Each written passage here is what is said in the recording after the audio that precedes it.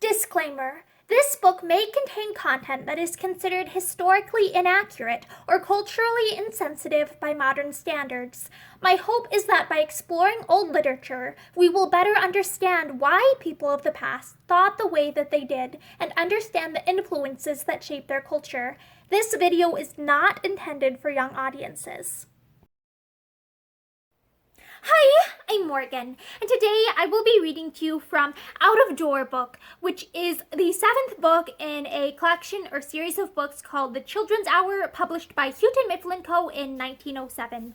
And I will be reading you The War Eagle and Other Soldiers' Pets by Harry M. Kieffer. It was not until we were safely established in winter quarters that we finally succeeded in our purpose of having something to pet. I was over at brigade headquarters one day, visiting a friend who had charge of several supply wagons. Being present while he was engaged in overhauling his stores, I found in the bottom of a large box, in which blankets had been packed away, a whole family of mice. The father of the family promptly made his escape. The mother was killed in the capture, and one little fellow was so injured that he soon died, but the rest, 3 in number, I took out unhurt. As I laid them in the palm of my hand, they at once struck me as perfect little beauties. They were very young and quite small, being no larger than the end of my finger, with scarcely any fur on them, and their eyes quite shut. Putting them into my pocket, and covering them with some cotton which my friend gave me, I started home with my prize. Stopping at the surgeon's quarters on reaching camp, I bagged a large empty bottle, which I afterward found had been lately filled with pulverized gum arabic, and somewhere secured an old tin can of the same diameter as the bottle. Then I got a strong twine, went down to my tent, and asked Andy to help me make a cage for my pets, which with pride I took out of my pocket and set to crawling and nosing about on the warm blankets on the bunk. "What are you going to do with that bottle?" inquired Andy. Going to cut it in two with this string," said I, holding up my piece of twine. "Can't be done," asserted he. "Wait and see," answered I, procuring a mess pan full of cold water and placing it on the floor of the tent near the bunk on which we were sitting. I wound the twine once round the bottle, a few inches from the bottom, in such a way that Andy could hold one end of the bottle and pull one end of the twine one way, while I held the other end of the bottle and pulled the other end of the twine the other way, thus causing the twine, by means of its rapid friction, to heat the bottle in a narrow, straight line all around. After sawing away in this style for several minutes, I suddenly plunged the bottle into the pan of cold water, when it at once snapped in two along the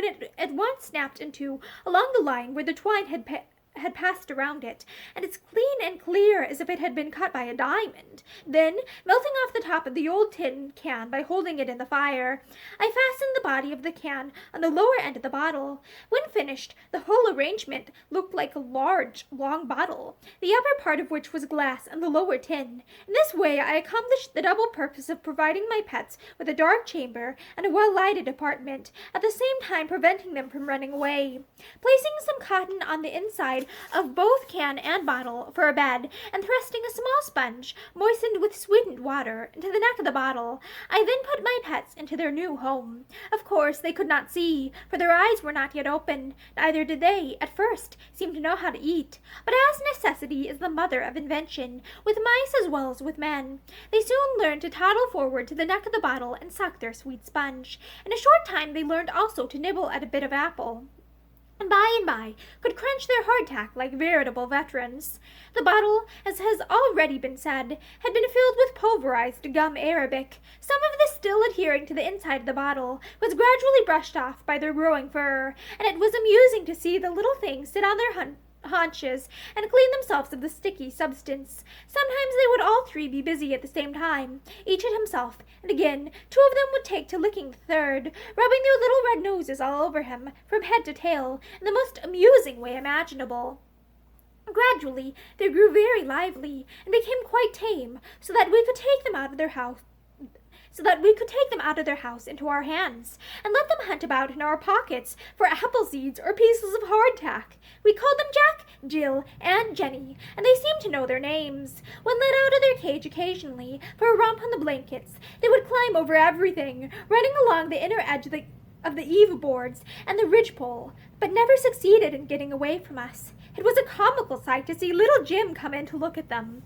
A mouse was almost the highest possible excitement to Jim, for a mouse was second cousin to a rat, no doubt, as Jim looked at matters. And just say rats to Jim if you wanted to see him jump. He would come in and look at our pets, turn his head from one side to the other, and wrinkle his brow, and whine and bark. But we were determined he should not kill our mousies, as he had killed our shade-tail a few months before.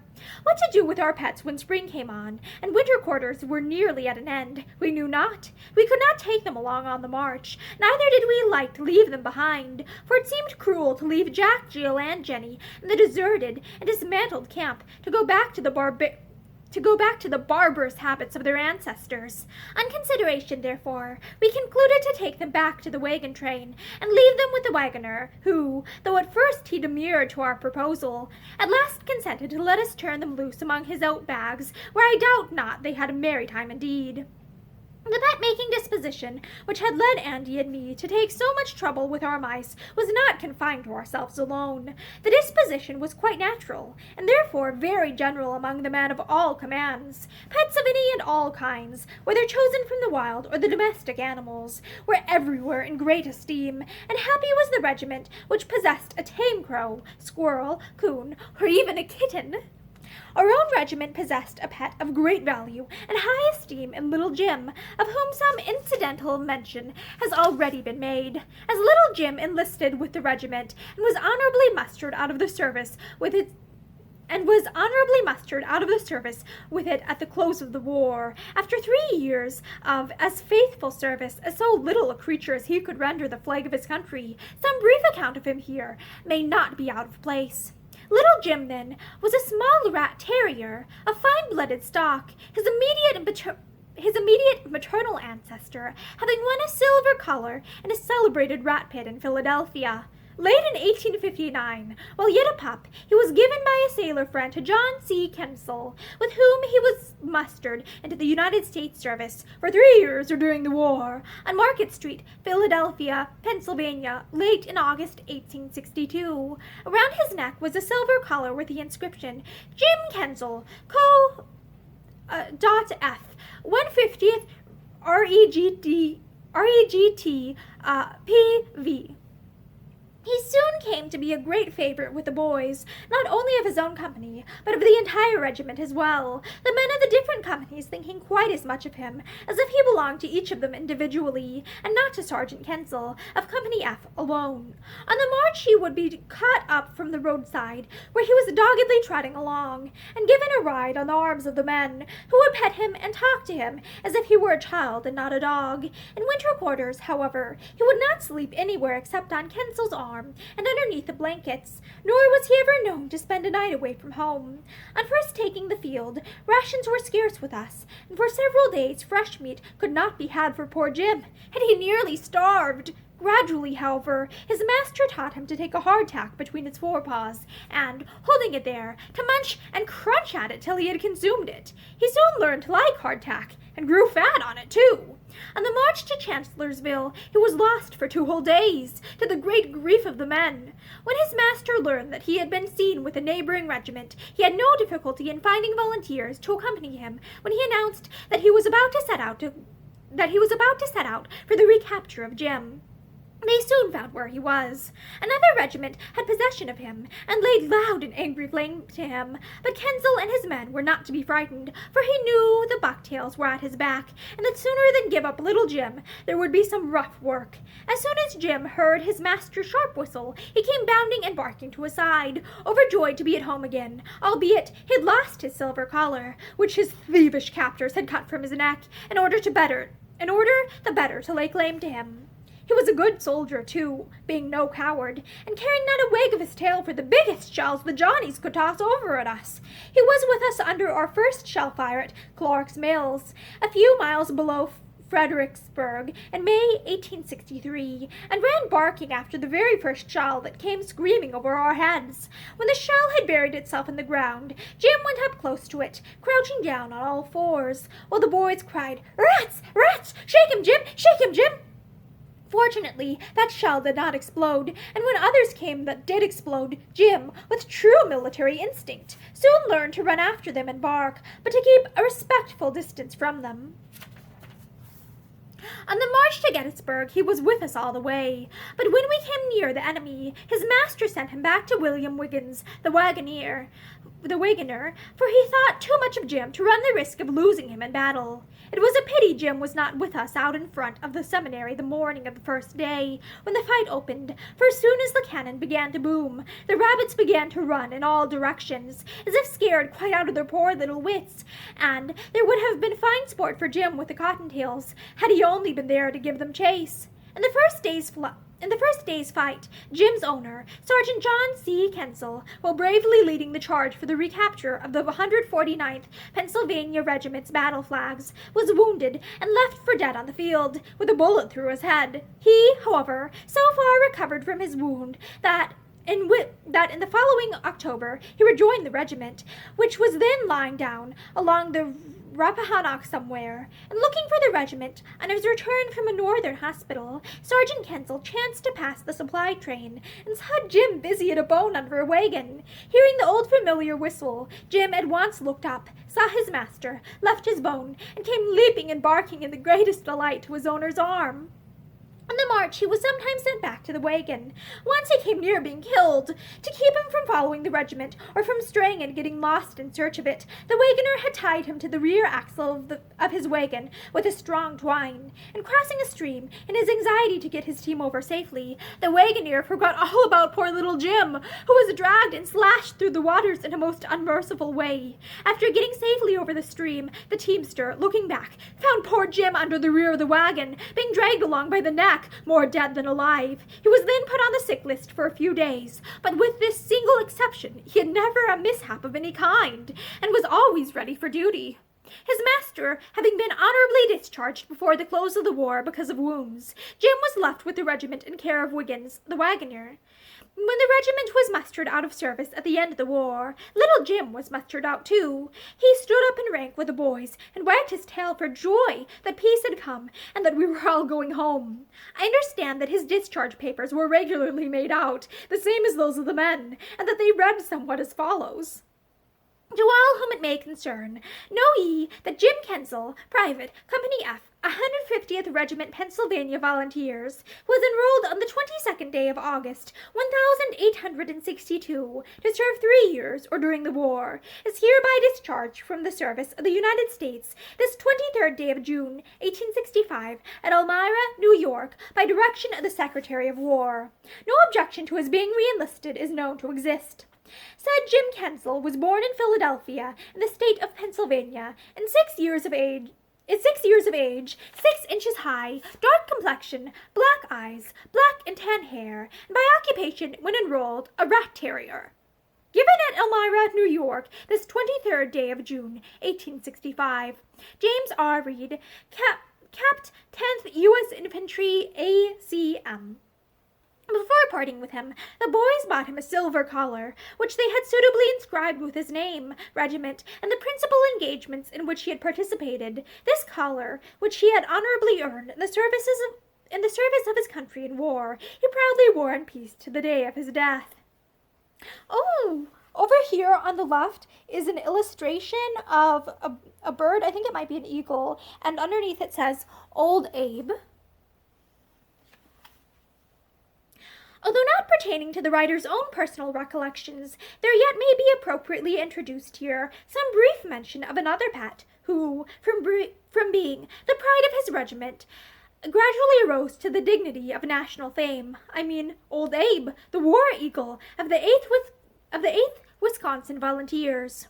Whoever it may have been that first conceived the idea, it was certainly a happy thought to make a pet of an eagle, for the eagle is our national bird, and to carry an eagle along with the colors of a regiment on the march and in battle, and all through the whole war, was surely very appropriate indeed. Old Abe's perch was on a shield, which was carried by a soldier, to whom, and to whom alone, he looked as to a master. He would not allow anyone to carry, or even to handle him, except this soldier, nor would he ever receive his food from any other person's hands. He seemed to have sense enough to know that he was sometimes a burden to his master on the march, however, and, as if to relieve him, would occasionally spread his wings and soar aloft to a great height, the men of all regiments along the line of march cheering him as he went up.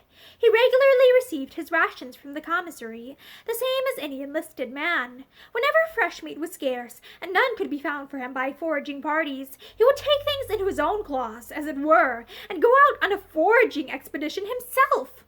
On some such occasions he would be gone 2 or 3 days at a time, during which nothing whatever was seen of him, but he would invariably return, and seldom came back without a young lamb or a chicken in his talons. His long absences occasioned his regiment not the slightest concern, for the men knew that though he might fly many miles away in quest of food, he would be quite sure to find them again. In what way he distinguished the 2 hostile armies so accurately that he was never once known to mistake the gray for the blue, no one can tell. But so it was that he was never known to alight save in his own camp and amongst his own men. At Jackson, Mississippi, during the hottest part of the battle before that city, old Abe soared up into the air and remained there from early morning until the fight closed at night, having, no doubt, greatly enjoyed his bird's-eye view of the battle. He did the same at Mission Ridge. He was, I believe, struck by the enemy's bullets 2 or 3 times, but his feathers were so thick that his body was not much hurt. The shield on which he was carried, however, showed so many marks of the enemy's balls that it looked on top as if a groove plane had been run over it. At the centennial celebration held in Philadelphia in 1876, old Abe occupied a prominent place on his perch on the west side of the nave in the agricultural building. He was still alive, though evidently growing old, and was the observed of all observers. Thousands of visitors from all sections of the country paid their respects to the grand old bird, who, apparently conscious of the horrors conferred upon him, overlooked the sale of his biography and photographs going on beneath his perch with entire satisfaction. As was but just and right, the soldier who had carried him during the war continued to have charge of him after the war was over, until the day of his death, which occurred at the capital of Michigan in 1881. Proud as the Wisconsin boys justly were of old Abe, the 12th Indiana Regiment possessed a pet of whom it may be truly said that he enjoyed a renown scarcely second to that of the wide-famed war eagle. This was Little Tommy, as he was familiarly called in those days, the youngest drummer boy, and, so far as the writer's knowledge goes, the youngest enlisted man in the Union Army. The writer well remembers having seen him on several occasions. His diminutive size and childlike appearance, as well as his remarkable skill and grace in handling the drumsticks, never failed to make an impression on the beholder. Some brief and honorable mention of Little Tommy, the pride of the 12th Indiana Regiment, may with propriety find a place in these recollections of a drummer boy. Thomas Hubler was born in Fort Wayne, Allen County, Indiana, October 9th, 1851. When 2 years of age, the family removed to Warsaw, Indiana. On the outbreak of the war, his father, who had been a German soldier of the truest type, raised a company of men in response to President Lincoln's first call for 75,000 troops. Little Tommy was among the first to enlist in his father's company, the date of enrollment being April 19th of 1861. He was then 9 years and 6 months old. The regiment to which the company was assigned was with the Army of the Potomac throughout all its campaigns in Maryland and Virginia.